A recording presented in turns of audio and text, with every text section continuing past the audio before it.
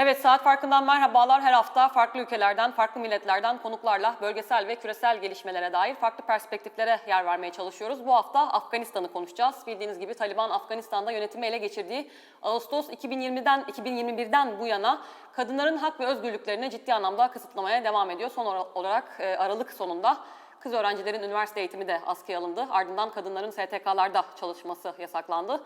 Ülkede Taliban'ın yasaklarına karşı protestolar da bir yandan sürüyor. Bugün çok kıymetli bir konuğum var. Uzun yıllardır ülkesi ve Afgan kadınları için içeride ve dışarıda mücadele veren eski bir siyasetçi, dünyaca tanınan bir aktivist, Afganistan'ın ilk kadın meclis başkan vekili Fawzia Koofi bizlerle. Miss Koofi, thank you very much. Welcome to my show. Thank you very much for your time. Thank you, Faiza for having me. It's a pleasure. It's my pleasure, Ms. Koofi. So lastly, unfortunately, Taliban suspended university education for women, expanding an earlier ban on secondary school for girls. Women are also banned from working for NGOs. Ms. Koofi, can you summarize for us, first of all, the situation since the takeover in 2021? And second, do you think Taliban is intimidated by the ongoing protests? Do you expect any major compromise? What is next? Thank you. Since the Taliban takeover last August, they have initially tried to be softer. However, the first decree they issued was on 17th of September last year. Last year means 2021, stopping women from going to school, secondary education. Since then, until now, they have issued 35 edicts and decrees, literally eliminating women from all the spaces. So no woman in secondary education, no woman in university now, no woman in public offices. So there is no woman working in governmental offices except two departments, which is the Department of Passport and the Department of ID distribution. And they allow women to work in these departments because they don't have that capable staff to work there, the same skills that women work. And the last decree was stopping women from working with humanitarian aid organizations, which there were like 30% women working there. And most of these women were actually the breadwinners of their family. So for me to explain these figures and numbers probably is just figures that I'm giving to you and your audience. But for those women, their life changed dramatically, unfortunately, to the negative. Well, Taliban have said several times to me during negotiation, but also to the international community, that they will allow women to work, girls to go to school. Right. But they're doing on the contrary, unfortunately. Right. And also what they are doing is not common in any other Muslim country, including like Turkey, which is a good role model for Muslim countries to use. Ms. Koofi, I was also want to ask you, because you were part of the negotiations in Doha, so there were some hopes, as you said, when the Taliban took the control of Afghanistan back in 2021. Like some people believe they have changed, etc. So as I said, you were also part of the negotiations. So I want to ask you, because many promises were made during that time, so did you ever sincerely believe that they would change, or you and the whole world were just fooled by their promises? I was hopeful because the country was in 4 decades of war and we lost everything to the war. Not only lives were taken from us, but opportunities from our people. Afghanistan is located in an important geographical location connecting Central Asia and South Asia. If the country was not in war, we would have been a different country from an economic point of view. Afghanistan and Turkey sent the first girls to medical schools at the same year. Now, look where the Turkey is and where Afghanistan is because of the war and because of all the conflict. So I really wanted, and I was hopeful that we will change. That they will change, we will be able to change them. But I didn't believe them. This was my position from day one. I knew that they are actually making all these nice statements to make the world believe them and help them come back to power. The world actually believed them, and they divided Taliban in Taliban 2.0 and Taliban hardliners. Now, I don't know where are the Taliban 2.0. Where are they? Why they are allowing their own daughters to go to university and not the girls of Afghanistan? This is hypocrisy. Indeed, it is. Ms. Koofi, I also want to ask you, because you lived under the Taliban's initial rule back in late 1990s, so how would you compare today to those years? Do you think there is more pressure today on women and also on Taliban internationally, or less? So what is the difference this time? Is it the same, or it's even worse? So in terms of Taliban policy towards women, it's the same. But what they did was they actually implemented those policies eventually. Like over the past 1 year, they implemented eventually through different decrees and edicts. As far as the first time when they came to power, they banned women from every space the first day they came. I remember when I was a medical college student, when they first came to power, it was a Friday. They announced through the only public media, which was the Afghan TV, local TV, they announced that women cannot come to work or education or school until further notice. As a medical college, with my friends, we were no longer allowed to go to school. But now we know that for 1 year, they allowed women to go to university, of course, under very difficult circumstances. I think there is one difference now, and that is now we have a completely different population. The country has progressed, the society has progressed. In 1996, Taliban took over from a war, the country that was in war, and there was a chaos. Now they took over from a government which was corrupt. I know there were lack of rule of law, but there was a system which was functioning. The offices were there, the people were there, the three pillars of the government was there, and the people have become so transformed. That's why you see women reacting, women protesting. Even in the last reaction to the last Taliban decree, the male students also protested. The professors resigned from their jobs. So the population is transformed. That is the only difference. The country has progressed. Speaking of the progress, Ms. Koofi, I also want to ask you, because unfortunately today your country faces a total collapse, economic, humanitarian. So I also wonder Afghans' feelings about the US following the frustrating withdrawal more than a year ago. Do you blame the US for what's happening today? Do you feel betrayed? Now looking back, do you wish that pull-out never happened? I wish the pull-out happened in a very responsible manner, because nobody wants the foreign troops to be in their country forever. We didn't want Americans or NATO or any other allies to be in our country militarily forever, but we had expected a more withdrawal, an accountable withdrawal, a responsible withdrawal. I think the withdrawal was under a very hasty situation. If there was more time given to the negotiation, and more pressure was put on Taliban and their supporters, I think we could have reached a political deal in the negotiation that was in the interest of the world, in the interest of the people of Afghanistan. But as we were in the middle of negotiation, and there was talks for us to move the negotiation to Istanbul from Doha, where there was a big conference planned, all of a sudden the US president announced withdrawal, and that withdrawal I was in the negotiation, gave Taliban an absolute sense of victory.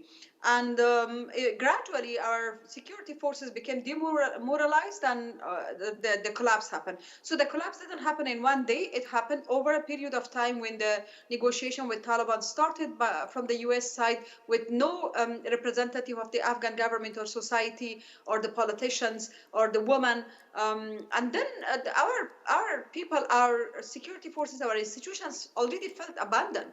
And especially the women of Afghanistan feel absolutely betrayed. Now, when I engage with the international community to amplify the voices of women from inside of Afghanistan, to talk about their problems, many times I receive the comment from my friends and sisters from inside the country that, well, the world is not honest with us. These are the same world that actually brought Taliban back to power, or paved the way for Taliban return to power. I know that the Taliban came after the former president fled Afghanistan, but the collapse happened way before that. I see.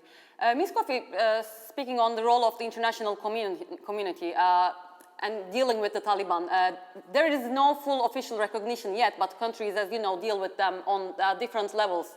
And some argue that they should be totally isolated and punished with, sanctions and so on. On the other hand, there is a need to engage with the Taliban, especially on economic recovery.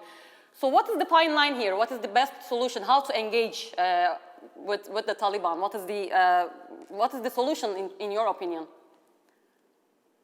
I think the way forward is more pressure, honestly, because I think the world was really engaged with Taliban.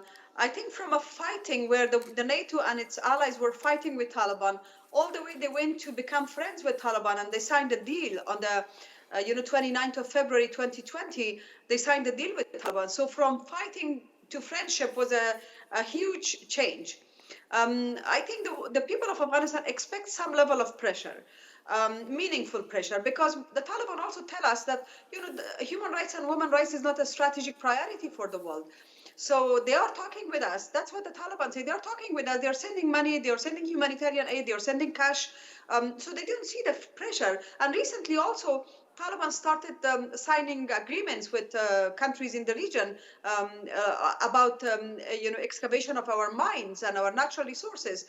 So the question is, where is that money going? If Taliban claim that they have increased the domestic revenue, why are not they feeding the people? Why are they asking the international community to send the humanitarian aid? I think I think the pressure will work because the world never used the political pressure. I think the world must continue to put concrete steps to pressurize Taliban. I mean, as I said before, it's hypocrisy. Their own daughters study in these luxurious countries in different universities, but girls of Afghanistan feel suffocated for not being allowed to go to universities and work. I think their own children should be really expelled from those countries so that they feel the pain of women of Afghanistan and the girls of Afghanistan.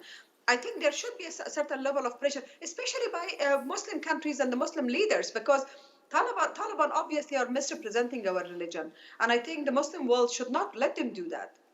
Ms. Koofi, you said especially Muslim countries, because some Muslim countries have more leverage on Taliban, such as Qatar and maybe to some extent Turkey. What do you think the role, specifically Turkey or Qatar or some other countries that you think that might be influential or that might be helpful to influence Taliban somehow? I think the role of Muslim countries, as I said before, like the OIC, the Turkey, because President Erdogan obviously is respected widely. The role of the Middle East countries, including Qatar, because Qatar now has more female in school and university than male. They have few women ministers. They have their deputy minister as a woman. So they are a Muslim country, majority or absolute Muslim country.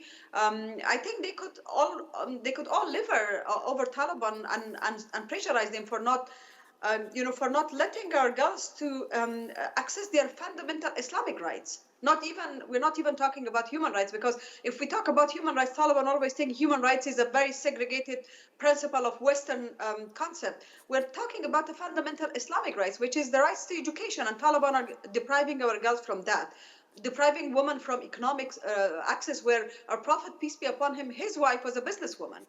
So even Taliban are doing in contradiction to Islam, and therefore I think more pressure from Islamic world would at least challenge the Taliban narrative of very extreme self-interpretation of Islam. Mm-hmm. Do you think there is enough support now or no? Are you seeing enough support from Muslim countries, including Turkey? There were statements. I was very happy to see statements from the governments, including the government of Turkey. The foreign minister spoke about it. I think there should be now action. I think there is a need for a global summit on Afghanistan by the world leaders to agree on action points against Taliban. And if Taliban do not listen to them, I think the Muslim world should also abandon Taliban. Many countries are driven by economic relationship with Taliban.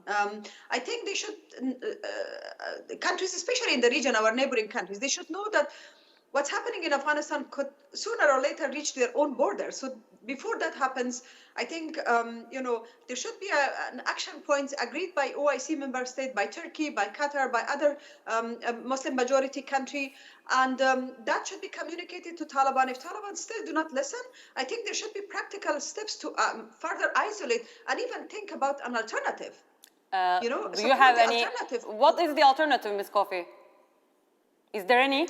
A government that is respected by the people, legitimate, including Taliban. I'm not saying Taliban should not be included. I'm saying Taliban are one small part of the community, but not the whole community. Now, people of Afghanistan are being taken hostage, Fawzia Jan, by a group of minorities. So a small group is taking 35 to 40 million population in hostage.